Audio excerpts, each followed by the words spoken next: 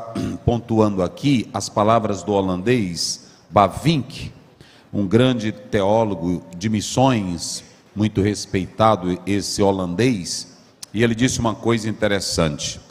Ele disse que essa questão da visão ou da missão na visão do reino, ela começa em Gênesis.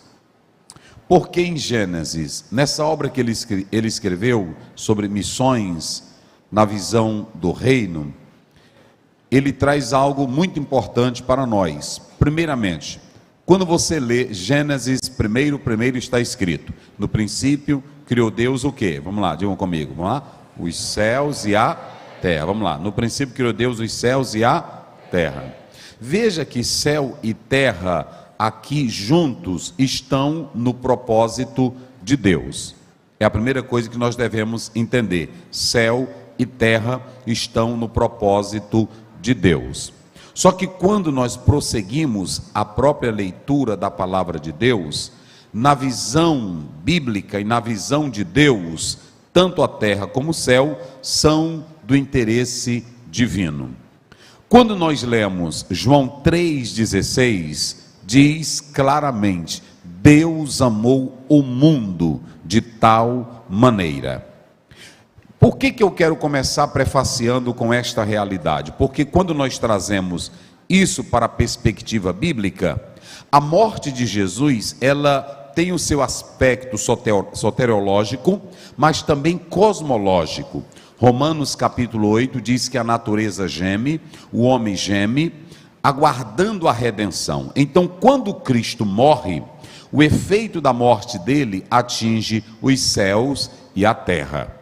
E essa expressão, os céus e a terra, ela tem uma conotação de uma amplitude maior, ou seja, o reino.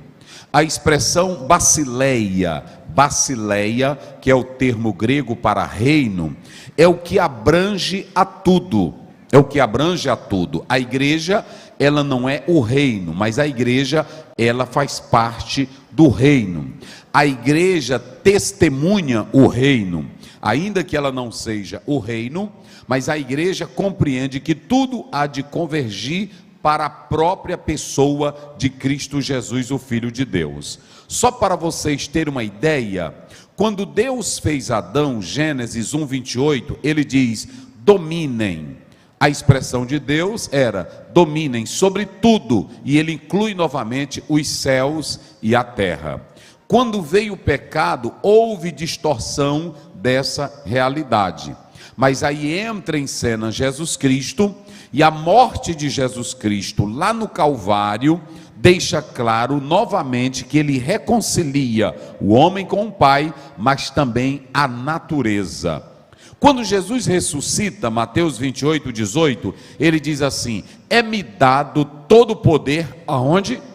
Nos céus e na terra. Veja que nós estamos falando dessa amplitude do reino. O reino engloba todas as coisas. Se o Satanás estava pensando que ele manda em algum lugar, Jesus, quando ressuscita, disse: tu não manda nem no céu, nem na terra, nem no inferno, porque quem fez o inferno para ti fui eu. A Bíblia diz que o inferno foi feito para o diabo e seus anjos.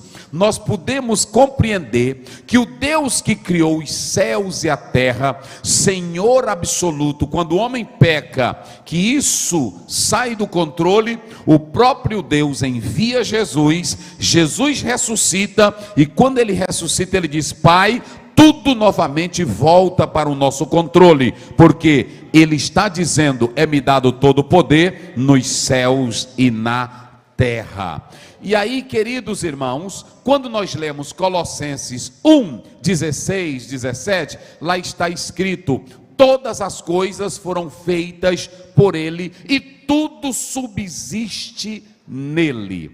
Agora, há uma coisa muito importante aqui que nós devemos analisar.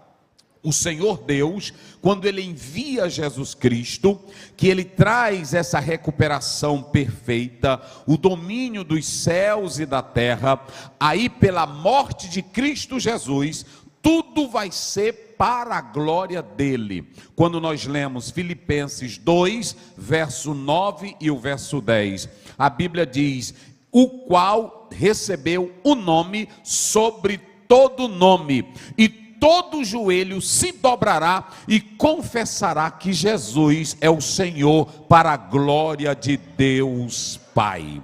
Então veja que agora tudo está no controle de Deus. Quando você lê o Salmo 103, verso 19, quando você lê, por exemplo, Êxodo 15, verso 18, a Bíblia diz: o teu reino é eterno, é sempre eterno. Ou seja, o reino aqui é a amplitude de tudo. A igreja está dentro do reino, a terra está dentro do reino, a natureza está dentro do reino, e a morte de Jesus Cristo trouxe isso para o projeto de Deus dentro do reino. Então, quando se diz, quando eu estava analisando, eu fiquei a me perguntar, por que o pastor trouxe João 3, verso 5, para um encontro de missões, para um trabalho de missões? Há um escritor brasileiro, naturalizado brasileiro, Timóteo Carriquer, se não me foge a memória, ele escreveu uma obra sobre a visão missionária da obra dentro do reino, e ele pontua uma coisa: quando você lê o capítulo 3 do livro de João, você tem três perspectivas. Uma, aí você pega, assim como Moisés levantou a serpente no deserto. Ou seja, por que ele misturou essa temática? Porque ele estava dizendo que aqui você tem salvação, você tem interesse do mundo e você tem a glória de tudo voltando para o nosso Pai eterno.